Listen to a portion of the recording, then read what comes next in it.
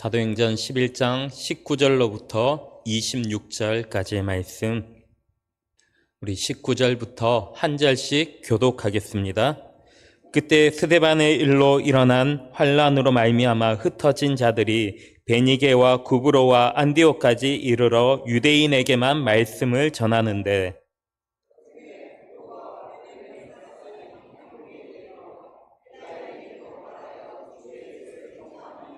주의 손이 그들과 함께 하심에 수많은 사람들이 믿고 주께 돌아오더라.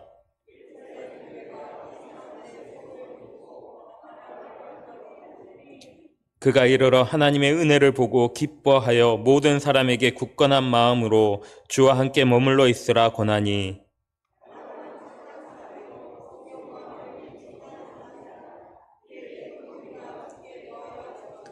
바나바가 사울을 찾으러 다소에 가서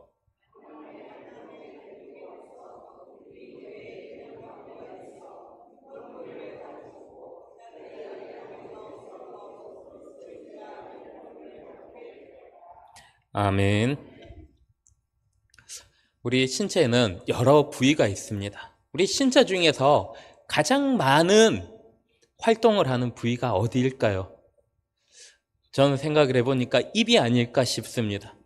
입으로는 먹는 데도 쓰고 숨 쉴 때도 코로만 숨 쉬는 게 아니라 입으로도 숨을 쉬는 경우가 많습니다. 거기다가 이제 말하기까지 합니다. 굉장히 다양한 활동을 입으로 합니다. 근데 그 중에서 가장 많이 쓰는 것 생각해 보니까 저의 경우는 바로 말하는 것인 것 같습니다. 저는 말을 멈추면은 안 되는 사람입니다. 사실은 제가 말하는 걸 그렇게 좋아하지 않습니다. 안 믿으시겠지만 저는 굉장히 내성적인 사람입니다. 앞에 나서는 걸 못합니다. 믿겨지시나요? 네. 저는 원래 앞에 나서는 거 못합니다. 근데 말을 안 할 수가 없습니다. 근데 저만 아니라 많은 분들이 말을 굉장히 많이 하실 수밖에 없습니다. 어떤 분들은 전화기를 붙잡고 한 3시간 통화를 하시는 분들 계시죠? 한 3시간 통화하십니다. 그래, 이건 이렇고 저건 저렇고. 그리고 끊을 때 뭐라고 하십니까? 자세한 거 만나서 얘기해. 자세한 거 만나서 얘기해. 만나서 이야기할 게 없을 것 같은데 또 만나면 이야기할 게 있습니다. 너무 많습니다. 우리의 입은 말하는데 가장 많이 사용이 됩니다. 근데 주로 어떤 말을 많이 하나요? 어떤 사람은 하루 종일 수다 떠는, 아무 의미 없는 수다를 떨기도 하고, 어떤 사람은 하루 종일 잔소리만 하는 사람들도 있습니다.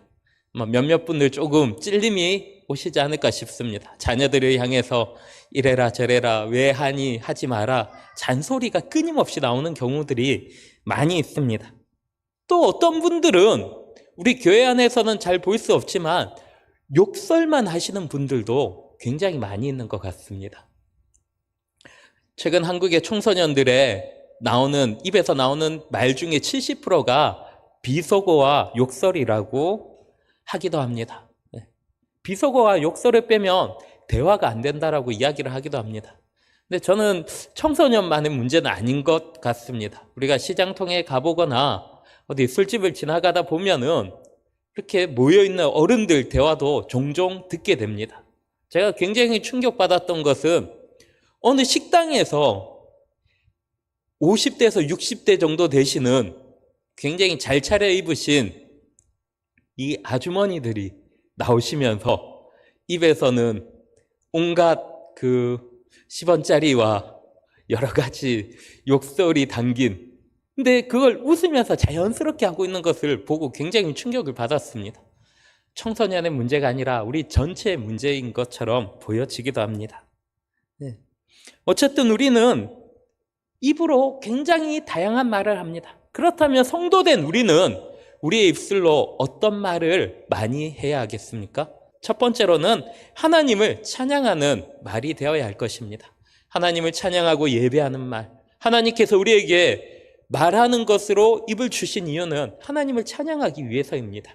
그래서 우리는 하나님을 찬양하는 말을 많이 해야 되고, 두 번째로 우리가 많이 해야 하는 말이 있다면 그것은 아마도 복음 전도의 말이 될 것입니다.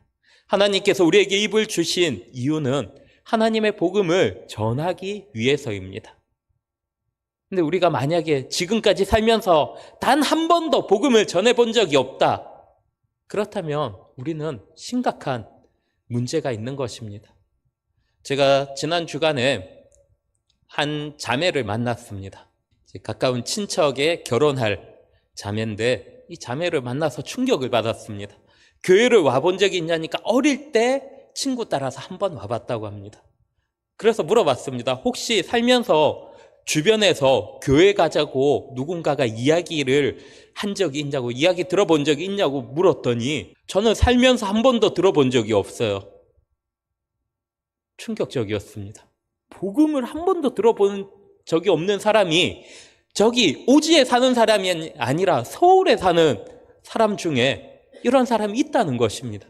서울이라는 대도시에 살고 있는데도 불구하고 남자친구가 교회 다니고 있음에도 불구하고 교회 가자라고 이야기를 들어본 적이 한 번도 없다는 것입니다. 30년 동안. 이 말이 되겠습니까?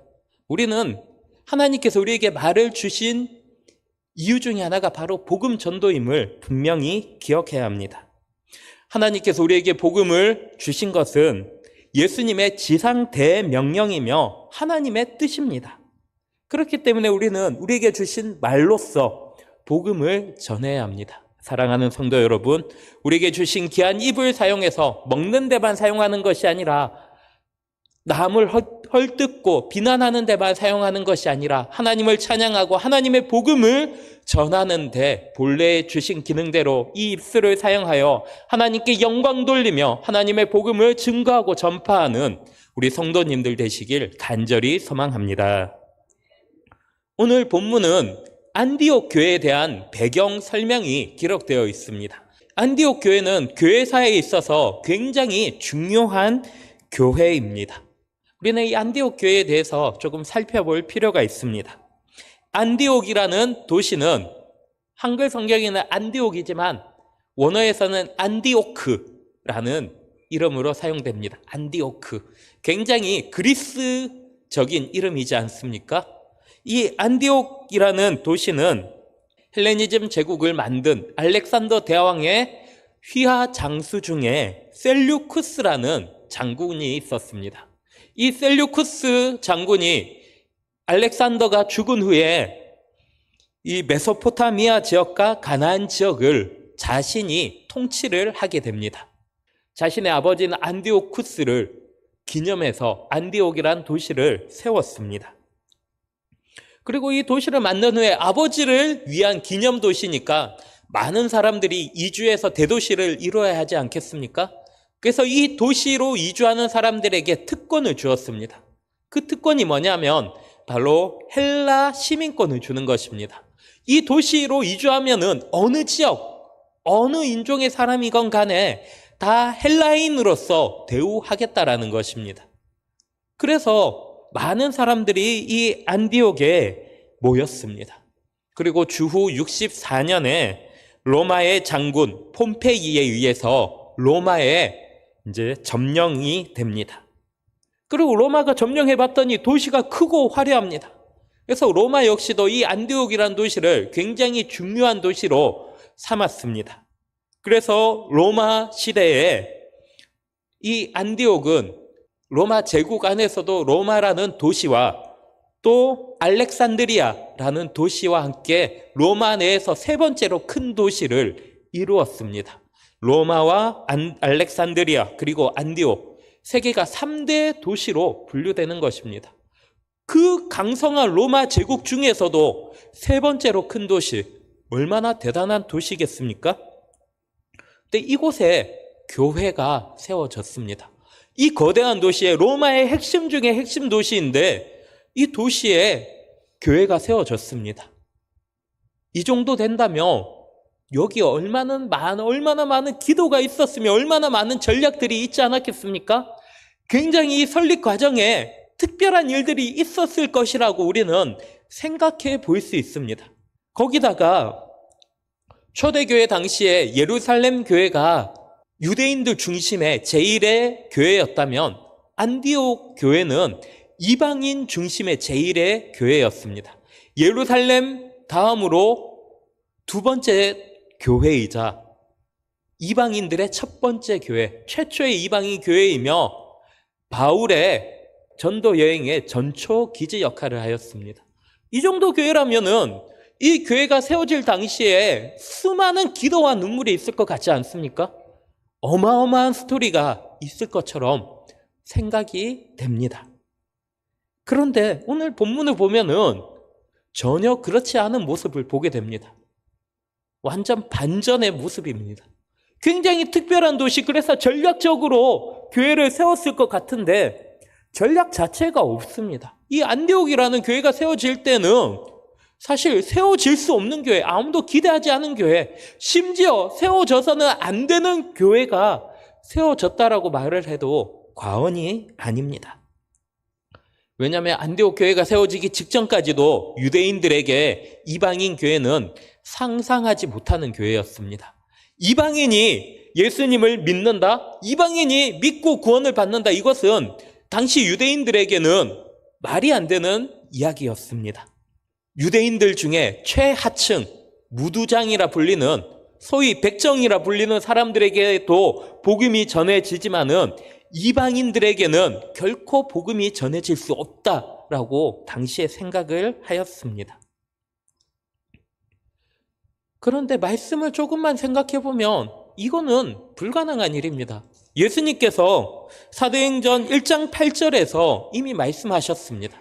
오직 성령이 너희에게 임하시면 너희가 권능을 받고 예루살렘과 온 유대와 사마리아와 땅끝까지 이르러 내 증인이 되리라. 아멘. 예루살렘과 온 유대와 사마리아와 땅끝까지. 사마리아와 땅끝 어떻습니까? 이방인들입니다.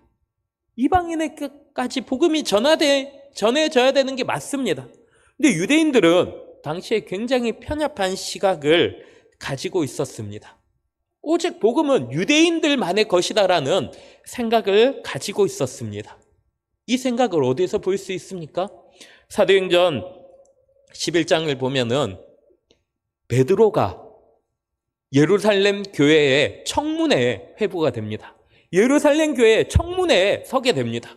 청문회에 서는 이유가 무엇입니까? 당신 왜 이방인과 식사하고 이방인에게 세례를 주었습니까? 이거였습니다. 베드로는 예수님의 수제자이자 당시 최고의 사도였지 않습니까? 이 대사도가 이방인과 식사를 하고 이방인에게 세례를 주었다는 이유로 예루살렘 교회에 지금 호출 명령이 떨어졌습니다. 지금 여기에서 청문회를 당하는 것입니다. 이런 일이 일어나고 있는 것이 지금 예루살렘 교회입니다. 10장에서 어떤 일이 있습니까? 사도행전 10장을 보면 고넬료라는 사람이 등장합니다. 그는 로마인 중에 로마인이었습니다. 이탈리아에서 자란, 로마 본토에서 자란 사람입니다. 누구보다 가장 로마인입니다. 이러한 고넬료가 어느 날 기도하는 중에 하나님으로부터 한 가지 응답을 받습니다. 너는 저기 무도장이 집에 있는 베드로를 청해서 그에게 하나님의 말씀을 들으라. 이 말씀을 청해 듣습니다. 그리고 그때 베드로는 무엇을 하고 있습니까? 그가 기도하던 중에 환상을 보게 됩니다. 하늘에서 온갖 부정한 짐승이 내려오는데 하나님께서 이것을 잡아 먹으라 3번이나 말씀하십니다. 그러면서 내가 정하다는 것을 네가 부정하다 하지 말지어다 이렇게 선포하시는 말씀을 3번이나 듣고 꿈에서 깨어납니다. 그리고 이 고넬료를 만나게 됩니다. 그리고 베드로가 이 고넬료에게 세례를 베풉니다. 고넬료의 집에 세례를 베풀고 놀라운 성령의 충만함이 제1의 오순절 성령 강림 사건이 이 고넬료의 집에 일어나게 됩니다. 제1의 성령 강림은 유대인들에게 있었다면 제2의 성령 강림은 바로 이 이방인 고넬료의 집에게 일어납니다. 이 놀라운 성령 강림의 사건을 통해서 베드로가 이제 이방인들에게 복음을 전하는 기회가 되었습니다. 그런데 예루살렘 교회가 하는 것이 무엇입니까? 베드로를 불러서 청문회에 세우는 것입니다. 당신 왜 누구 마음대로 이방인에게 세례를 주었느냐? 이것입니다. 하지만 그 가운데서 하나님께서 은혜를 주심으로 사도행전 11장 18절을 보면 하나님께서 이방인에게도 생명 얻는 회개를 주셨도다라고 선포함으로 이 회의가 은혜롭게 마칩니다. 얼마나 큰 은혜입니까? 근데 이 은혜 이후에도 여전히 유대인들의 인식은 똑같았습니다. 이방인들에게 복음을 전할 수가 없습니다. 하루아침에 변화되지 않습니다. 여전히 이방인들에게 복음을 전하지 않습니다. 유대인들에게만 복음을 전하고 있습니다. 그러던 중에 스데반의 일로, 스데반의 순교 이후에 교회가 핍박을 당합니다. 그리고 그 핍박의 중심에는 사울이 있었습니다. 교회가 뿔뿔이 흩어져야 됐습니다. 예루살렘 교회에 있던 성도들이 뿔뿔이 흩어집니다. 그러면서 가는 곳마다 복음을 전하는데 무슨 이렇게 도망가면서 복음 전하는데 무슨 전략이 있겠습니까? 아무 전략이 없습니다. 그냥 믿음으로 선포하였을 뿐입니다. 이걸 또 도망가는 와중에 복음 전하는데 막 담대하게 복음 전하였겠습니까? 크게 외쳤겠습니까? 그렇지 못하였습니다. 도망가면서 옆에 조금 사람 있으면은 이제 혹시 예수님 알아요? 한번 예수님 믿어볼래요? 예수님 믿으면 천국 가요. 당신 지금 이대로 살면 지옥 가는데 예수님 믿으면 천국 가요. 이거 말하는 거예요. 근데 주로 유대인들에게 말을 하였습니다. 복음에 힘이 없을 것처럼 보여집니다. 능력이 없는 것처럼 보여집니다. 무슨 능력이 있겠습니까? 뭔가 거대하게 대단한 기획을 한 것도 아니고 지금 도망자 신분인데 복음이 전해질 수가 없을 것처럼 보여집니다. 거기에다가 20절을 보면은 뭐라고 되어 있습니까? 그 중에 구브로와 구레네 몇 사람이 안디옥에 이르러 헬라인에게도 말하여 주 예수를 전파하니, 구브로라는 것은 지중해 한가운데 있는 크레타 섬을 말하고 구레네는 북아프리카 지역에 있는 한 도시입니다. 본토 유대인들이 아니라 이방 지역에 사는 유대인들입니다. 이방 지역에 사는 유대인들이 그냥 자꾸 복음 전하다 보니까 유대인에게 복음을 전하다가 옆에 헬라인이 있으니까 너도 한번 교회 와볼래? 그냥 물어봤을 뿐입니다. 당시에 특히 헬라인들 같은 경우에는 로마 황제 숭배 사상으로 인해서 교회가 핍박받던 중이었으니까 굉장히 헬라인들에게 복음 전하는 것은 위험한 일이었습니다. 근데 조금 옆에서 듣고 있으니까 너도 한번 교회 와봐. 요 정도였습니다. 근데 어떤 일이 일어납니까? 그 말을 들은 사람들이 갑자기 교회로 몰려오기 시작합니다. 그래서 세워진 교회가 안디옥 교회입니다. 그냥 말 그대로 오늘 제목 그대로 말 한마디 했을 뿐입니다. 뭔가 거창한 전도를 하지 않았습니다. 그냥 한번 교회 와볼래? 요 정도입니다. 오늘 보니까 우리 최양옥 사모님 전도하실 때 목욕탕에서 등 밀어주다가 전도를 하셨다는데, 전도가 되려면 등 밀어주다가도 전도가 됩니다. 화장실에 나란히 서서 볼일 보다가도 전도가 되기도 합니다. 근데 왜 전도가 안 됩니까? 우리가 말을 하지 않기 때문입니다. 복음을 전하지 않기 때문입니다. 그저 복음을 전하면 되는데 복음을 전하지 않습니다. 제가 복음을 전해야 된다 말하면은 주로 우리 이렇게 말씀하시는 분들이 있습니다. 목사님, 그 사람은 안 돼요. 그 사람 안 돼요. 왜 안 됩니까? 그 사람은 멀리 있어서 안 돼요. 멀어서 복음 못 전하는 게 말이 됩니까? 아닙니다. 멀어도 복음 전해야 됩니다. 이 사람은 어때요? 이 사람 복음 전해야죠. 이 사람은 회사 일이 바빠서 안 돼요. 저 사람은 어때요? 저 사람은 다른 이유 때문에 안 돼요. 우리가 안 되는 이유를 수만 가지 가지고 있습니다. 복음을 못 전할 이유를 너무나 많이 가지고 있습니다. 그러니까 복음이 안 전해지는 것입니다. 근데 실제 복음은 우리는 말만 하면 됩니다. 우리가 말하면 누가 일하십니까? 하나님께서 일하십니다. 오늘 본문 21절에 이렇게 기록되어 있습니다. 주의 손이 그들과 함께 하심에 수많은 사람들이 믿고 주께 돌아오더라. 복음이 전해지는 실질적인 능력은 누구에게 있습니까? 하나님께 있습니다. 주의 손에 있습니다. 주님께서 손을 들어 사용하시기만 하면은 복음은 얼마든지 전해집니다. 네, 하나님께서 누구를 기다리십니까? 우리를 통해서 복음 전하기를 원하십니다.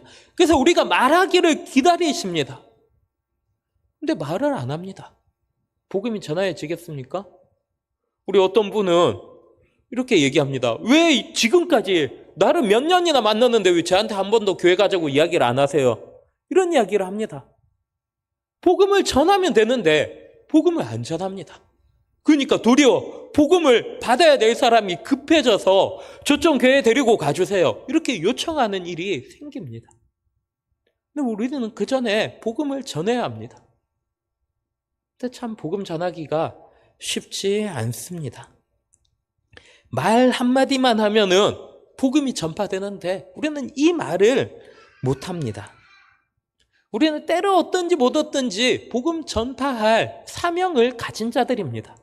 하나님께서는 우리에게 이 의무를 주셨습니다.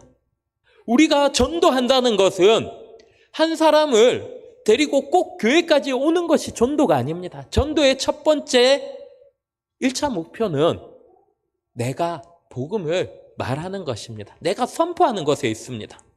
내가 선포하면 됩니다. 그러면 하나님께서 들으십니다. 그리고 하나님께서 일하십니다. 그렇기 때문에 이 사람의 지역이나 성향이나 혹은 얼마나 바쁜지 안 바쁜지 이건 중요하지 않습니다. 하나님께서 택하시고 안 택하시고는 하나님의 손에 달린 문제입니다. 우리가 이걸 고민한다는 것은 심각한 월권 행위입니다. 우리는 그저 예수님께서 마지막 지상 대명령으로 남기신 말씀, 땅끝까지 이르러 내 증인이 되라는 이 명령, 가서 제자 삼으라는 이 명령만 지켜 행하면 되는 것입니다. 예수 그리스도의 복음만 증거하면 되는 것입니다. 그래서 우리가 태신자를 작정하고 있지 않습니까? 근데 우리가 신앙생활하면서 참 힘든 것이 전도입니다. 전도를 잘 못합니다. 어떤 분들은 전도가 얼마나 힘든지 교회에서 전도 행사 한다 하면은 교회로 옮기시는 분들도 종종 있습니다. 우리 교회 분들은 이게 상상이 안 가시죠? 전도 행사하면 교회 옮긴다.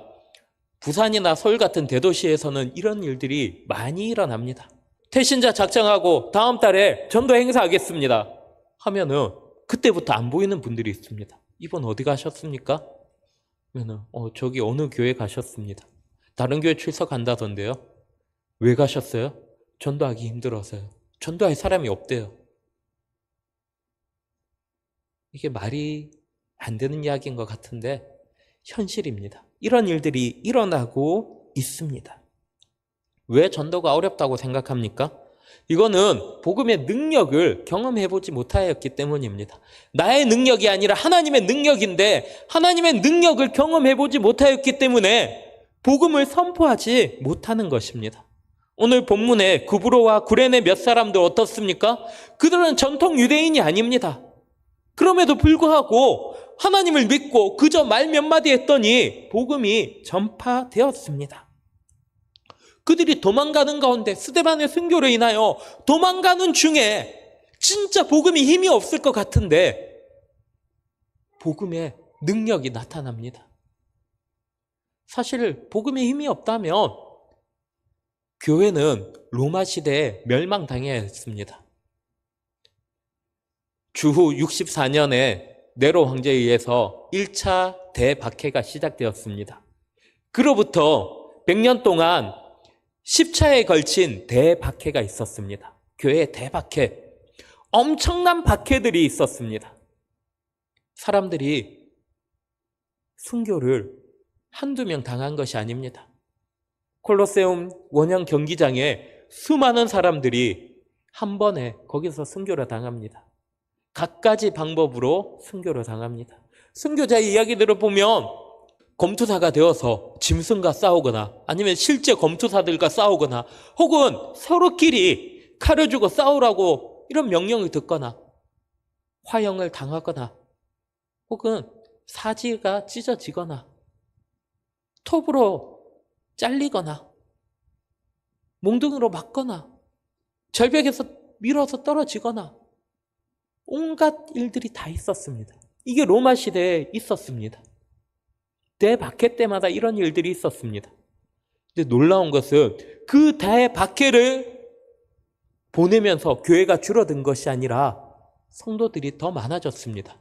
교회가 박해를 받는 것을 보면은 사람들이 안 믿어야 될 것인데 더 많은 자들이 믿게 되었습니다. 그리고 결국에 어떤 일이 일어납니까? 로마가 두 손을 듭니다. 기독교를 공인하는 것뿐만이 아니라 기독교를 국교로 선포하기까지 하는 로마의 황제가 십자가 앞에 무릎을 꿇는 놀라운 사건까지 일어나게 되는 것입니다. 이것이 복음의 능력입니다. 안디옥에 간 이 사람들 자신들이 살려고 갔습니다. 목숨을 유지하기 위해서 갔습니다. 근데 그곳에서 그저 말만 했을 뿐입니다. 복음을 그냥 전했을 뿐입니다. 예수 그리스도를 큰 소리로 못 외쳤을 것입니다. 전략적으로 못했습니다. 뭔가 큰 선물을 주고 많은 선물을 주고 하지 않았습니다. 그냥 복음을 전하였더니 듣고 돌아오는 믿음의 역사가 일어나는 것입니다. 이것이 복음의 능력입니다. 전도는 하나님의 능력으로 하는 것입니다. 우리의 능력이 아니라 하나님의 능력으로. 우리는 그저 감당만 하면 됩니다. 하나님 명령대로 지켜 행하면 되는 것입니다. 우리 김동인 집사님께서 토요일마다 이제 전도를 하십니다. 때로는 매주 같이 하시는 분들도 있고 한 번씩 바뀌기도 하는데 우리 김동인 집사님 매주 쉬지 않고 전도를 하십니다. 근데 놀라운 것은 전도에 열매가 맺어지고 있지 않습니까? 굉장한 것을 주고 있지 않습니다. 전도지에, 물티슈에, 요구르트 정도입니다. 요즘 요구르트 못 먹어서 교회 오는 사람도 없지 않습니까? 근데 왜 교회에 나오고 있습니까? 왜 복음이 전파되고 있습니까? 이것이 하나님의 능력입니다. 하나님께서 원하시는 것은 우리가 어마어마한 일을 하는 것이 아니라 그냥 복음을 전하기를 원하시는 것입니다. 그저 예수님께서 다시 오시리라는 믿음으로 만나는 사람에게 예수님을 전하면 됩니다.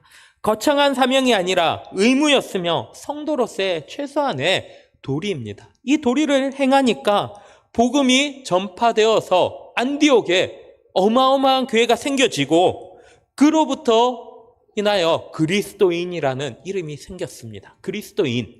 그리스도인이라는 뜻은 저 사람은 예수를 믿는 사람들이다라는 고귀한 말이 아니라 예수에 미친 사람들이라는 뜻입니다. 오늘날 우리로 바꾸면 예수쟁이들입니다. 저런 예수쟁이들. 근데 이 예수쟁이에게 능력이 있습니다.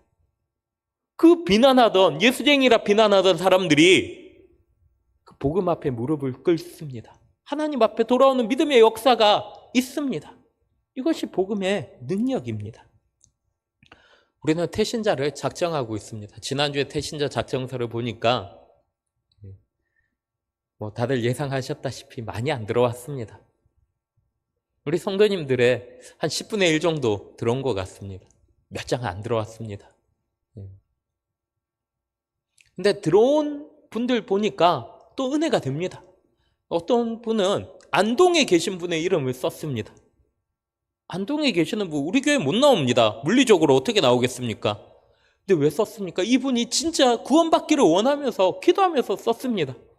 그리고 복음을 전하면은 안동에 있는 수많은 교회 중에 한 교회 가지 않겠습니까?